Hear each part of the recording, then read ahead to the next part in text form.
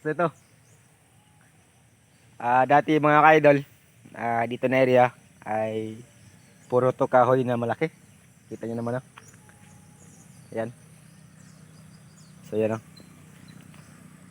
At sa ngayon, nakita nyo naman, may saging na tayo na tinatanim.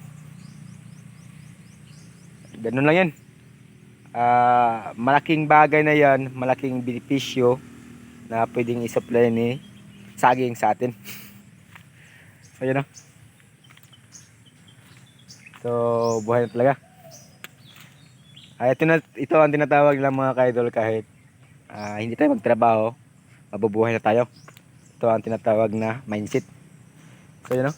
May mga tanim na yan. Tapos dito mga ka-idol, nakita nyo naman, oh. May talong pa rin tayo dito kahit pa paano. O, di ba? Maliit lang ito na area, idol. Pero ayun, tuloy-tuloy pa rin si Jones TV sa pag-share sa inyo. Yan, may mga saging na yan doon, no? Ay, yung maliit na yan. At may mga talong. So, bali siyam to ang itanim ni Jones TV dito. Oh. Ito lang na area, idol. Karugtong yan doon sa dulo. Yan po ang pinakaunang tanim ni Jones TV na saging. At sa totoo lang mga ka-idol, malaking income ni Jones TV na yan dyan. Kaya yon, pinagpatuloy ko ang ganitong trabaho. Pinagpatuloy ko sa pag-share sa inyo. Kumbaga, pag may nakita ko, idol, na nagtanim po ng saging, parang masaya na rin ako. Kasi ramdam ko talaga yung feeling sa magtrabaho ng ganito, idol. Kaya yon, masaya talaga ako once na may makita kong tao na nagtatanim po ng saging.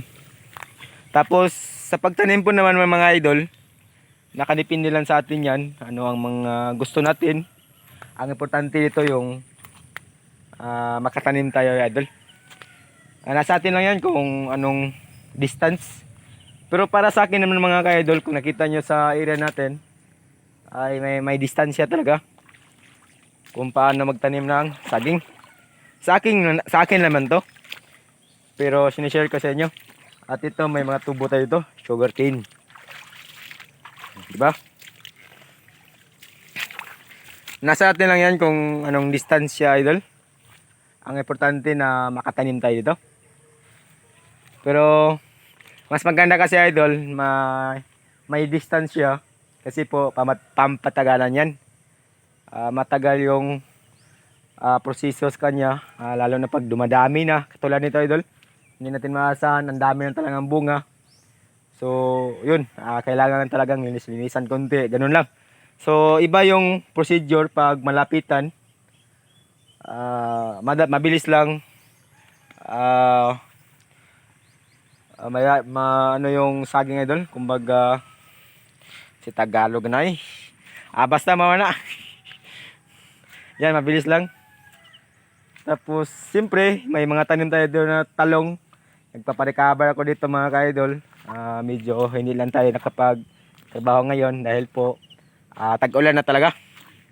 Nasa tao lang talaga, idol, ngayon kung paano mabubuhay. Sa mga taong tamad, sa kanila rin din yan. Pero yun nga, problema na yan sa taong tamad pag hindi nagtanim. Lalo na ngayon na tag-ulan. So, di ba? So, yun, know, malakas talaga yung ulan dito, idol. At dito, may mga konti tayong mais dito mga kaidol. Ito dati, idol, 3 beses to na kinakain sa baka. Pero nakaka-recover pa rin mga kaidol. Alam niyo mo kung bakit. Siguro nahiya na yung may-ari sa baka na maliliit. Kaya yun, hindi na talaga bumalik dito. So ito na po mga idol, nakaka-recover din. So 2 beses na ako nag-abono dito para lang makaka-recover siya. So yun, oh. O yan, di ba? Ito yan. So kakain na pa rin tayo dito kahit paano. So yun, oh, mga saging na yun, oh. Ayan, may mga bunga talaga. Hindi ko talaga in-speak idol na ay, ganito talaga ang buhay ko. At dito ko rin na-realize na mabubuhay na talaga ako mga idol. Pwede na mag-asawa. Ang ginano yun. Hindi, joke lang yan. Baka someday makahanap tayo ng ganito, ganun.